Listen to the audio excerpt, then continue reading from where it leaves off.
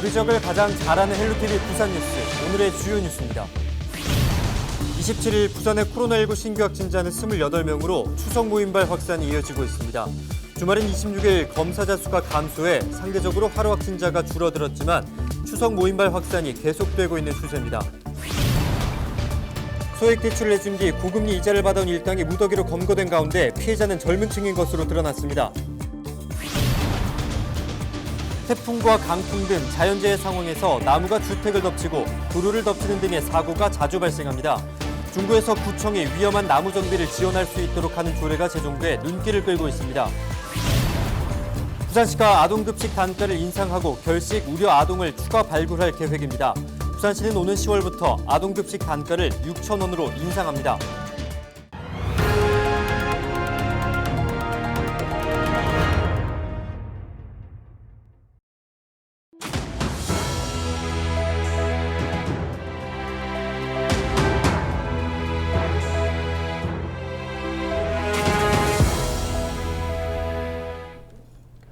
여러분 안녕하십니까? 헬로티비 부산 뉴스입니다. 소액 대출을 해준 뒤 4,000%가 넘는 살인적인 이자를 받아온 일당이 무더기로 검거됐습니다. 피해자는 대부분 급하게 적은 금액의 돈이 필요했던 젊은 층으로 이들은 인터넷 광고만 믿었다가 피해를 입었습니다. 보도에 김한식 기자입니다.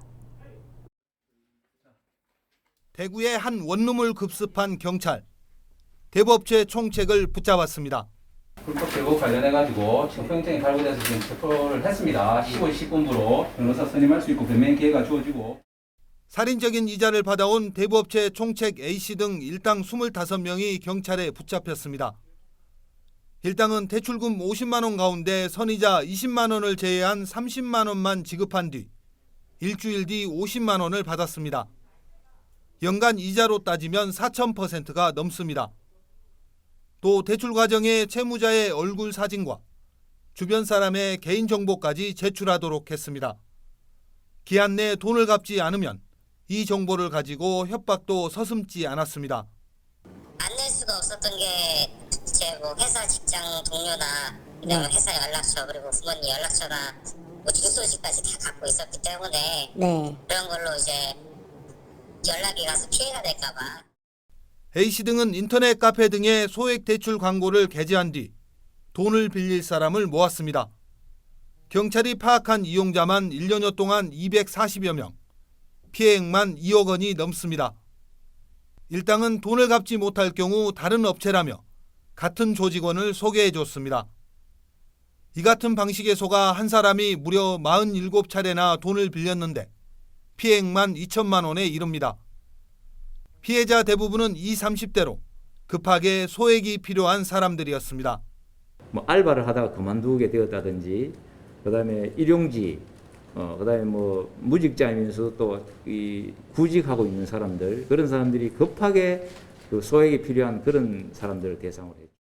경찰은 범죄단체 조직과 대부업법 위반 등의 혐의로 총책 A씨 등 2명을 구속하고 나머지 23명을 불구속 입건했습니다. 또 실제 대부업체 운영기간은 1년여에 이르지만 남아있는 자료는 45일분밖에 없어 피해자가 더 있을 것으로 보고 수사를 이어나갈 방침입니다. 경찰은 부득이한 사정으로 대부업체를 이용할 때 높은 이자나 과도한 개인정보를 요구할 경우 수사기관에 적극 신고해 줄 것을 당부했습니다. 헬로티비 뉴스 김한식입니다. 27일 부산의 코로나19 신규 확진자는 28명으로 추석 모임발 확산이 이어지고 있습니다. 주말인 26일 검사자 수가 감소해 상대적으로 하루 확진자가 줄어들었지만 전체 확진자 중 추석 모임발 확산이 계속되고 있는 추세입니다. 추석 당일 사구에서 13명이 모임을 가진 이후 부산 5명, 타 지역 1명 등 6명이 확진됐고 지난 20일 부산의 부모님 댁에서 만난 가족 10명도 모두 확진됐습니다. 부산시에 따르면 추석 연휴 이후인 23일부터 5일 동안 확진자 중 약 39%가 타시도를 방문했거나 타 지역 확진자의 접촉자로 확인됐습니다. 부산시는 당분간 만남과 모임을 자제해 사람 간 접촉을 줄이는 게 코로나19를 막는 최선의 방법이라 당부했습니다. 27일 기장군 장안읍 부산 울산 고속도로 장안IC 인근에서 페인트를 싣고 달리던 1.2톤 화물 트럭이 넘어지며 차량에서 불이 났습니다. 신고를 받고 출동한 소방은 30여 분 만에 불을 껐지만 미처 차량에서 빠져나오지 못한 운전자 30대 A씨가 숨진 채 발견됐습니다. A씨는 화물 트럭에 페인트를 싣고 울산 현대중공업으로 이동 중이던 것으로 알려졌습니다. 경찰은 트럭이 넘어진 이유 등에 대해 조사하고 있습니다.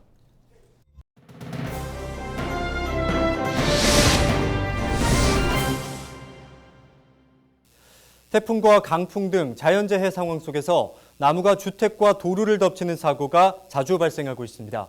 특히 원도심의 경우 영세 아파트들이 많고 주택가 수목들이 제대로 관리되지 않고 있어 사고의 위험은 더욱더 크다고 하는데요. 이런 가운데 구청이 위험한 나무 정비를 지원할 수 있도록 하는 조례가 중구에서 제정됐습니다. 안수민 기자의 보도입니다. 건물 6층 높이의 대형 나무가 아파트를 덮쳤습니다. 지어진 지 50년 된 중구의 한 노후 아파트인데 지난해 9월 태풍 마이삭 당시 강풍에 나무가 쓰러졌습니다. 다행히 인명피해는 없었지만 자칫 더 큰 사고로도 이어질 수 있었습니다. 노후 아파트와 노후 주택, 빌라 건물이 많은 중구. 영세한 주거단지의 경우 자체적으로 나무를 관리할 수 있는 능력이 없어 이 같은 사고 위험에도 나무를 그대로 방치하고 있는 경우가 많습니다. 이렇게 재해가 발생할 우려가 눈앞에 뻔히 보이는데도 자체적으로 처리할 돈이 없어 구청의 도움이 절실한 실정입니다만 구청에서는 사유지라는 그 이유로 지원해 줄 수가 없다고 합니다. 하지만 앞으로는 사유지라도 구청의 지원을 받을 수 있는 길이 열렸습니다. 중구의회에서 위험한 나무 정비를 구청이 지원하도록 하는 조례를 제정했습니다. 개인 재산이라서 구청에서 처리해 주지 못하는 안타까운 부분을 조례 제3조의 구청장의 책무로 규정하여 구청장은 위험 수목으로부터 국민의 생명과 재산을 보호할 수 있도록 법적 근거를 조례에 명시된 지원 대상지는 주택이나 아동, 노인복지 관련 시설, 나무를 보호해야 하는 지역이거나 20세대 이상 공동주택, 수익 창출을 목적으로 관리되는 수목 등은 제외 대상입니다. 단 영세 아파트가 많은 지역의 특성을 반영해 관리 주체가 없고 시설물을 관리할 여력이 없다고 판단될 경우 20세대 이상 공동주택도 도움을 받을 수 있도록 예외 조항을 뒀습니다. 정비를 지원받을 수 있는 상황은 가슴 높이 지름이 20cm 이상, 높이 5m 이상의 대형 나무가 낙화할 위험이 있거나 병충해 피해를 입은 경우, 또 강풍이 불면 쓰러질 가능성이 큰 경우입니다. 여기에 더해 태풍으로 나무가 쓰러지는 등 이미 피해가 발생한 경우라도 지원을 받을 수 있습니다. 사소해 보일 수 있지만 주민 생활과 가장 가까이 있는 위험 요소를 관리하고 안전을 챙길 수 있도록 하는 조례. 이번 조례 제정을 계기로 실효성 있는 정책이 시행될지도 지켜봐야겠습니다. 조례 돋보기 안수민입니다. 부산시가 아동급식 단가를 인상하고 결식 우려 아동을 추가 발굴할 계획입니다. 부산시는 오는 10월부터 아동급식 단가를 6,000원으로 인상하고 오는 2022년부터는 7,000원으로 추가 인상해 급식의 질을 높여나갈 것이라 밝혔습니다. 이와 함께 결식 우려 아동을 위해 10월부터 12월까지 결식 우려 아동 3,000명을 발굴하고 1일 최대 30가지 급식비를 지원할 계획입니다. 아동급식 신청은 읍면동 행정복지센터 또는 온라인 등으로 연중 신청할 수 있습니다. 부산시의회 정상재 의원이 시의회 음시회에서 부산 지역 학생들에게 신발을 무상 지원하자는 취지의 발언을 해 눈길을 끌고 있습니다. 정 의원은 부산시의회 제299회 임시회 4차 본회의 5분 자유발언에서 학생복지 실현과 신발 산업 경쟁력 향상을 위해 학생들이 학교 내에서 신는 학생화를 무상 지원해 줄 것을 부산시와 교육청에게 요청했습니다. 정 의원은 중학생을 대상으로 한다면 한 켤레 5만 원 기준 연간 37억 원의 예산이 필요한데 부산시와 교육청이 재원 부담을 분담한다면 시행이 가능하고 영세한 신발업체들의 기초 체력을 키우는데 도움이 될 것이라고 밝혔습니다. 해상풍력 개발 전문업체 지윈드스카이는 현재 해상풍력 발전 사업이 추진 중인 청사포 앞바다가 바람의 세기와 방향 등에서 우수한 조건을 갖추고 있다고 밝혔습니다. 지윈드스카이는 한국에너지기술연구원 등 전문기관에 의뢰해 지난 2013년과 2017년 각각 1년간 청사포 지역의 풍황을 측정한 결과 2013년 평균 초속 7.06m, 2017년 평균 초속 6.8m로 조사됐다고 밝혔습니다. 이 업체 최우진 공동대표는 경제성은 물론 안전성까지 철저히 조사해 분석한 것이라며 부산시의 탄소 중립과 클린 에너지 전환에 마중물 역할을 할 것으로 기대했습니다. 한편 지윈드스카이 측은 청사포 해상폭력과 관련한 허위 왜곡 보도에 대해 강력하게 대응할 방침을 밝혔습니다. 부산국제금융도시센터 지수가 세계 금융도시 126곳 중 33위를 차지했습니다. 지난 24일 영국 런던에 있는 지엔사가 공개한 글로벌 금융도시 대상평가 순위를 보면 뉴욕이 1위, 런던이 2위를 차지했고 홍콩과 싱가포르가 3, 4위에 이름을 올렸습니다.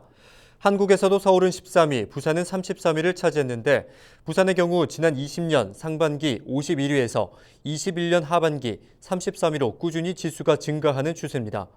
부산시는 지난 12월부터 외국계 금융기관 유치와 BIFC 글로벌 금융클러스터 조성 등을 이어갔기 때문이라고 보고 있습니다.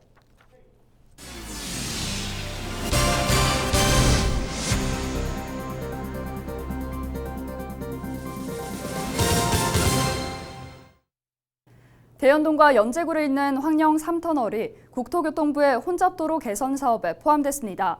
이 지역의 만성적인 교통체증을 해소할 수 있을지 기대를 모으고 있는데요. 자세한 내용 김석진 기자가 전해드립니다. 황령 3터널은 남구 대연동에서 연제구 신리 3거리를 연결하는 터널입니다. 지난 1990년대 부산시가 민자 사업을 추진했지만 수익성이 낮아 실패한 바 있습니다. 그런데 지난 7월 추진 가능성이 수면 위로 떠올랐습니다. 국토교통부의 교통혼잡도로 개선 사업에 포함됐기 때문입니다. 이 사업은 제4차 대도시권 교통혼잡도로 개선 사업계획으로 오는 2025년까지 추진합니다.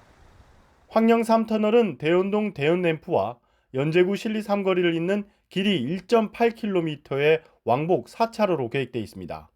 접속도로까지 포함하면 총 길이는 4.1km로 사업비는 3,250억 원으로 추정하고 있습니다. 이 터널이 뚫리면 서명과 연산동 일대 간선도로 체증이 크게 완화될 것으로 기대됩니다. 황령 3터널 사업은 지난 2016년 3차 사업계획에선 비용 대비 편익이 낮다는 진단을 받아 탈락했습니다. 이번 개선 사업에는 승학터널과 제2대티터널도 함께 포함됐습니다. 시는 3개 사업의 우선순위를 정해 국토부에 신청하고 예비 타당성 조사를 통과하면 본격적인 사업에 착수할 계획입니다. 한편 이번 사업이 예비 타당성 조사를 통과하게 되면 사업비의 절반을 국비로 지원받을 수 있습니다. BTV 뉴스 김석진입니다. 부산광역시 체육회가 코로나19로 길어진 외부 활동 제한으로 답답함을 느끼는 부산 시민들을 위해 홈트레이닝 등 다양한 운동 방법을 영상으로 소개합니다. 운동 영상은 각 구군체육회, 생활체육 지도자들이 건전한 여가 활동을 위해 지도활동 프로그램을 촬영한 것입니다. 부산 진구체육회 편인 첫 운동 영상을 시작으로 부산시 체육회 유튜브 채널과 LG 헬로비전 부산 방송을 통해 방송될 예정입니다. 부산시가 다음 달 8일까지 제8기 주민참여예산위원회 위원을 공개 모집합니다. 주민참여예산제도는 예산 수립 전 과정에 시민 참여를 보장하는 것입니다. 시는 공모를 거쳐 10월 말까지 최종 44명을 선정할 계획입니다. 공고일 현재 부산에 주소를 두고 있거나 부산에 있는 공공기관에 근무하는 사람이면 누구나 신청할 수 있습니다. 부산시가 오는 11월부터 시각장애인들을 대상으로 정보통신 보조기기를 무상 임대합니다. 신청은 부산시 시각장애인 복지관을 통해 가능하며 복지관 내 전시장에서 점자 정보 단말기나 광학 문자 판독기 등 보조기기 40여 종을 체험해보고 빌릴 수 있습니다. 심사를 통해 대상자를 선정할 계획으로 선정이 되면 최장 1년 동안 보조기기를 사용할 수 있게 됩니다. 이번 대여 사업은 부산시와 한국지능정보사회진흥원, 부산시 시각장애인 복지관과 업무 협약을 체결한 뒤 추진되는 겁니다.